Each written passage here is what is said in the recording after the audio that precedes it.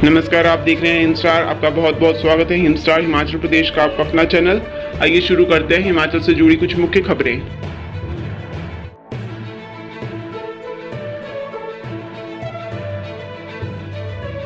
सुक्खू सरकार के 6 मुख्य संसदीय सचिवों की नियुक्तियों पर संकट। हिमाचल सरकार के 6 मुख्य संसदीय सचिवों की नियुक्तियों पर संकट आ गया है। इनकी नियुक्तियों को लेकर भाजपा हिमाचल प्रदेश हाई कोर्ट के समक्ष याचिका दायर करने की तैयारी कर रही है। दरअसल सुप्रीम कोर्ट ने असम और मणिपुर संसदीय सचिव अधिनियम को असंवैधानिक करार दिया है। सुप्रीम कोर्ट ने इसी फैसले को आधार बनाकर भाजपा हाई कोर्ट में कानूनी जंग लड़ेगी। भाजपा सरकार के पूर्व उप महाधिवक्ता नरेंद्र ठाकुर ने बताया कि असम और मणिपुर संसदीय सचिव अधिनियम की तर्ज पर इन नियुक्तियों को चुनौती देने की तैयारी है। उन्होंने बताया कि सुप्रीम कोर्ट ने असम और मणिपुर में संसदीय सचिव की नियुक्ति के लिए बनाए गए अधिनियम को असंवैधानिक ठहराया है। सुप्रीम कोर्ट ने विमलांशु राय बनाम असम सरकार के मामले में 26 जुलाई 2017 को असम संसदीय सचिव अधिनियम 2004 को असंवैधानिक बताया था। इस फैसले के बाद मणिपुर सरकार ने संसदीय सचिव अधिनियम 2012 को वर्ष 2018 में संशोधित किया। पिछले वर्ष सुप्रीम कोर्ट की ओर से मणिपुर सरकार बनाम सुरजा कुमार ओकराम के मामले में इस अधिनियम को भी असंवैधानिक करार दिया गया।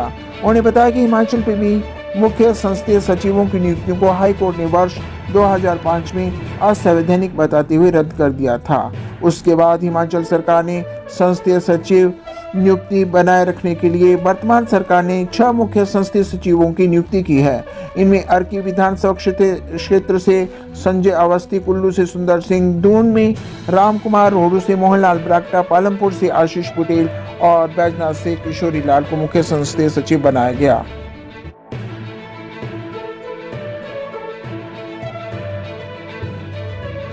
प्रशासन ने एक नहीं सुनी, मुख्यमंत्री ने लगा दी क्लास, वीडियो हुआ वायरल। कुल्लू जिला के बाल संरक्षण अधिकारी के कार्यालय में बतौर आउटसोर्स पर तैनात एक लड़की नीलम नेगी अपनी फरियाद लेकर मुख्यमंत्री सुखविंदर सिंह सुक्खू के पास पहुंची। सीएम ने लड़की की समस्या को गंभीरतापूर्वक सुना। लड़की के पास रहने के लिए घर नहीं है। वह बाल विकास विभाग के साथ लगते सरकारी आवास के एक कमरे में रह रही है। उसने जिला प्रशासन से भी मदद की गुहार लगाई थी।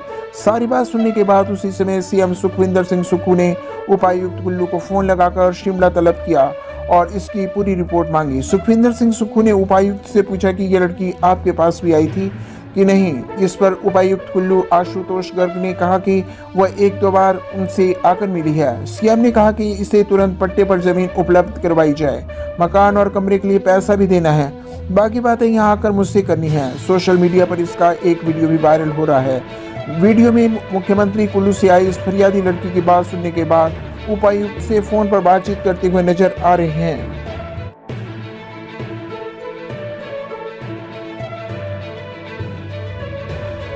जीओए आईटी पेपर लीक की अंतिम जांच रिपोर्ट 1 हफ्ते में सरकार को सौंपेगी vigilance. Junior office assistant IT paper leak की अंतिम जांच रिपोर्ट विजिलेंस इसी हफ्ते राज्य सरकार को सौंपेगी। इस मामले में अब तक 8 लोगों की गिरफ्तारी की गई है। इनमें से 4 लोगों को कोर्ट से जमानत मिली है। हिमाचल प्रदेश कर्मचारी चयन आयोग की मुख्य आरोपी वरिष्ठ सहायक उमा आजाद, उनके दोनों बेटे और एक दलाल संजीव 1 महीने से न्यायिक हिरासत में हैं। अब आयोग के एक बड़े अधिकारी पर भी गाज गिर सकती है। विजिलेंस ने इस अधिकार पर कार्रवाई के लिए सरकार से अनुमति मांगी है। अब राज्य सरकार को इस पर फैसला लेना है। उल्लेखनीय है कि आयोग की 25 दिसंबर 2022 को होने वाली पोस्ट कोड 965 जीओई आईटी भर्ती की लिखित परीक्षा का पेपर 2 दिन पहले लीक हो गया था।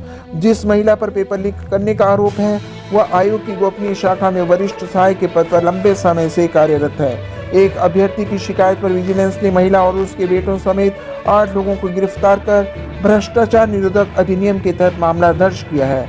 मामले में महिला कर्मचारी दलाल की मिलीभगत सामने आई है। आरोप है कि दलाल ने एक अभ्यर्थी से प्रश्न पत्र के बदले 2.5 लाख रुपए मांगे। दलाल अभ्यर्थी को महिला कर्मचारी से मिलवाने उसके घर ले गया था।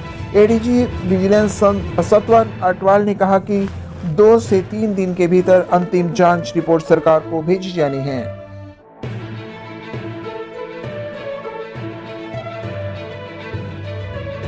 जनवरी के वेतन से भी कट गया एनपीएस का शेयर, ओपीएस अभी भी दूर, जाने पूरा मामला। जनवरी के वेतन में भी कर्मचारियों और राज्य सरकार का न्यू पेंशन स्कीम का शेयर कट गया।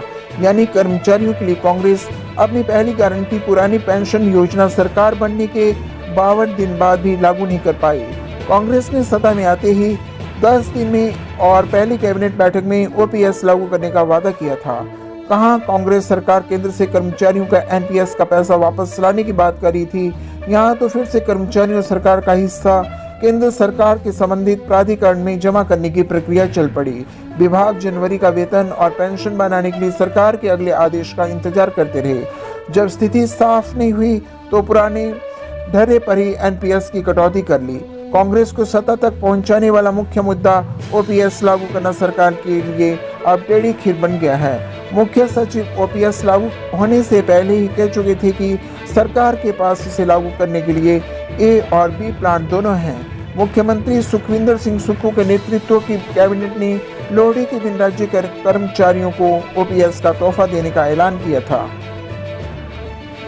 ओपीएस की उम्मीद लगाए बैठे कर्मचारी असमंजस में हैं। यही नहीं, अप्रैल तक भी ओपीएस का लाभ मिलना संभव नहीं लग रहा। वहीं प्रधान सलाहकार मीडिया नरेश चौहान ने इस बारे में बताया कि ओपीएस को जनवरी के वेतन में लागू करने के लिए कहा गया था, क्यों लागू नहीं किया इसका पता किया जाएगा।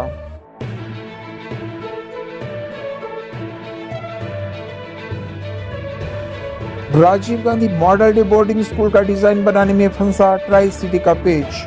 हिमाचल प्रदेश के हर विधानसभा क्षेत्र में बनाए जाने वाले Rajiv Gandhi model day boarding school का स्ट्रक्चर डिजाइन तैयार करने में ट्राई सिटी का पेंच फंस गया है। सुक्खू सरकार की फ्लैगशिप योजना को लेकर हिमाचली मूल के वास्तुकारों ने मोर्चा खोल दिया है। स्कूलों का डिजाइन बनाने को उच्च शिक्षा निदेशालय के बनाए नियमों और शर्तों पर वास्तुकारों ने सवाल उठाए हैं।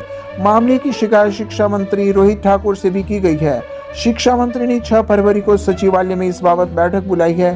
बैठक में वास्तुकारों और उच्च शिक्षा निदेशक को बुलाया गया है। Rajiv Gandhi model day boarding school के निर्माण के लिए सरकार नामी वास्तुकारों से डिजाइन तैयार करवाने की तैयारी में है।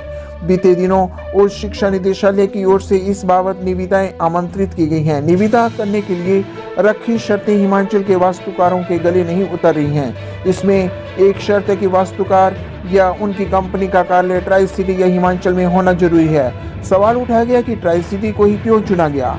बेहतर होता कि देश में कहीं भी कार्यालय होने की बात लिखी जाती। शिक्षा मंत्री को वास्तुकार विदुर मेहता, सुभाष वर्मा और विपिन कौंडल ने कहा कि बीते 3 वर्षों से शिमला में एनजीटी ने निर्माण कार्यों पर रोक लगाई हुई है। ऐसे में 20 करोड़ रुपए का प्रोजेक्ट बनाया जाना संभव ही नहीं। हर विधानसभा क्षेत्र में 25 से 30 बीघा भूमि पर होना है निर्माण।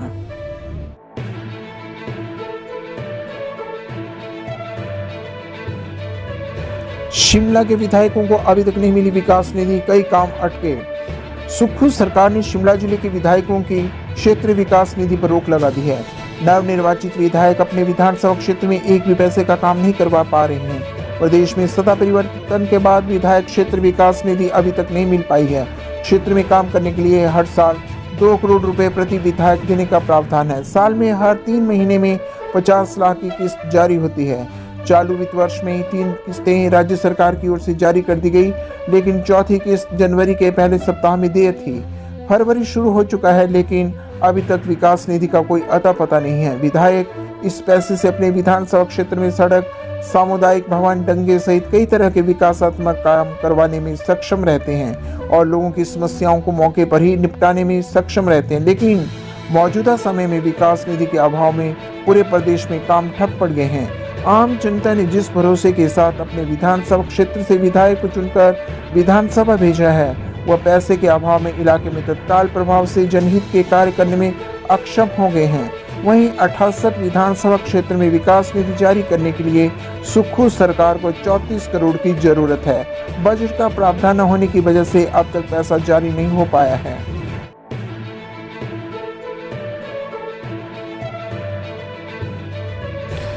बिजली बोर्ड का दफ्तर बंद, 2 दिन के काम के लिए लग रहा महीना। सुक्खू सरकार कहती है कार्यालयों को बंद करने की मुहिम कई जगह लोगों के लिए मुसीबत बन गई है। कार्यालयों को बंद करने का कारण बताया गया था कि चुनावी दौर में कार्यालय बिना बजट, स्टाफ और भवन के सियासी रोटियां सेंकने के लिए खोले हैं। लेकिन नोएर चौक के रत्ती में खोले बिजली बोर्ड के एक्सिम कार्यालय की ग्राउंड रिपोर्ट की गई तो यहाँ कुछ और ही तस्वीर नजर आई। यहाँ कार्यालय भी था और स्टाफ भी। इस कार्यालय में लोगों के काम भी हो रहे थे। इस कार्यालय में 4 माह तक पूरी तरह से काम हुआ। कार्यालय खुलने के बाद बल, सुंदरनगर और नाचन विधानसभा क्षेत्रों में नए ट्रांसफार्मर, उपभोक्ताओं की शिकायतों का निवारण, बिजली की निर्बाध सेवाओं का काम शुरू हुआ था। अब रिवाल्सर से बग्गी तक के लोगों को छोटे मोटे काम करवाने के लिए 20 से 30 किलोमीटर का सफर करना पड़ रहा है। बग्गी की जनता को गोहर जाना पड़ रहा है। निरचौक के लोग अब सुंदरनगर जा रहे हैं और रिवाल्सर के लोग फिर से मंड के चक्कर काटने के लिए मजबूर हैं। लोग कह रहे हैं कि अब 2 दिन के काम को महीने लग रहा है। 27 अगस्त को कार्यालय खुला, 12 दिसंबर को बंद। रत्ती में बिजली बोर्ड के भवन में ही यह कार्यालय खोला गया था।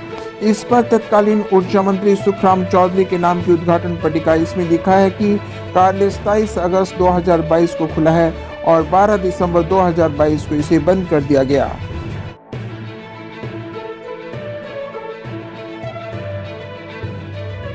सीएम सुक्खू के विधानसभा क्षेत्र में डायरिया के मरीजों की संख्या हुई 1005। मुख्यमंत्री सुखविंदर सिंह सुक्खू के विधानसभा क्षेत्र नादौन के तहत अरंगस में वीरवार को डायरिया के 6 नए मामले सामने आए। इस नए मामलों के बाद क्षेत्र में डायरिया से पीड़ित मरीजों की संख्या 1005 पहुंच गई है, जबकि 4 मरीज अस्पताल में उपचाराधीन है। क्षेत्र की तीनों पेयजल योजनाएं बंद है, जिसके चलते यहाँ के बाशिंदे पेयजल के लिए तरस रहे हैं। हालांकि जल शक्ति विभाग टैंकरों के माध्यम से पानी उपलब्ध करवा रहा है, लेकिन वह पर्याप्त मात्रा में उपलब्ध नहीं हो रहा। स्वास्थ्य विभाग की टीमों ने जोल, छप्पड़, बुणी, दंगड़ी व भूमपाल समेत 57 डायरिया प्रभावित गांवों में घर घर जाकर लोगों की स्क्रीनिंग की।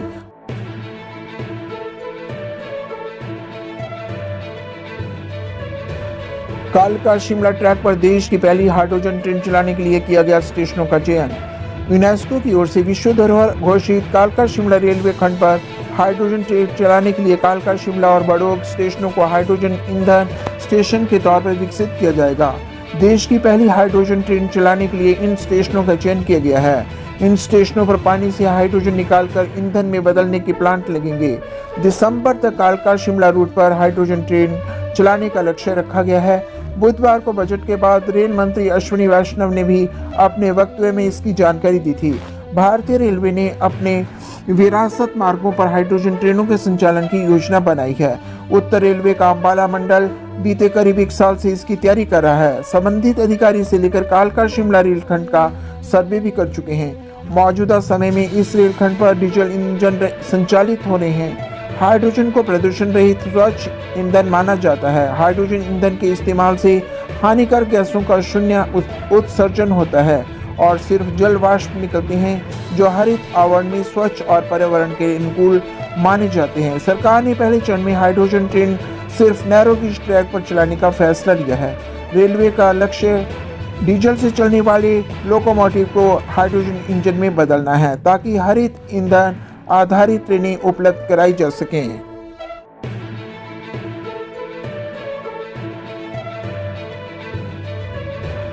बर्फबारी से 208 सड़कें और 55 ट्रांसफार्मर अब भी ठप। स्टेट हाईवे बंद, खराब रहेगा मौसम। हिमाचल प्रदेश के 8 मध्य और उच्च पर्वतीय जिलों में बारिश और बर्फबारी का पूर्वानुमान है। मैदानी जिलों ऊना, बिलासपुर, हमीरपुर और कांगड़ा में मौसम साफ रहने का आसार है। 4 फरवरी से पूरे प्रदेश में मौसम साफ बना रहने की संभावना है। गुरुवार को राजधानी शिमला सहित सभी क्षेत्रों में धूप खिली। वहीं बर्फबारी के बाद हिमाचल में गुरुवार शाम तक 208 सड़कों पर आज भी वाहनों की आवाजाही ठप है। 55 बिजली ट्रांसफार्मर भी बंद रहे। लाहौल स्पीति में 144, शिमला में 22, चंबा में 18, किन्नौर में 17, कुल्लू में 5 और कांगड़ा में 2 सड़कों पर आवाजाही ठप रही। शिमला में 39, लाहौल स्पीति में 7, चंबा मंडी में 4 और कुल्लू में 1 बिजली ट्रांसफार्मर बंद रहे। वीरवार को बिलासपुर में अधिकतम तापमान 25 डिग्री, ऊना में